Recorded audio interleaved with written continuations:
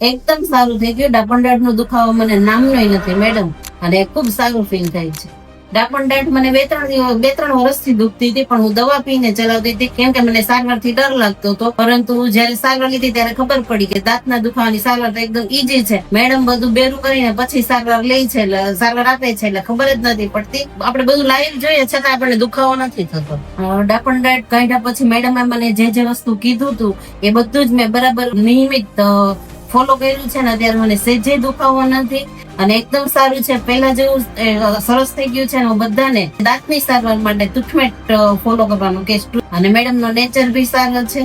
દાંત સડેલો હોય કે ડાપણ દાઢ હોય કે કેવિટી થઈ ગઈ હોય, ક્યારેય પણ દવા પીને ના ચલાવવું જોઈએ. એક ટેમ્પરરી સોલ્યુશન છે. પરમનન્ટ સોલ્યુશન જોતું હોય તો ટૂથમેટ પર આવીને આજે જ સારવાર કરાવો.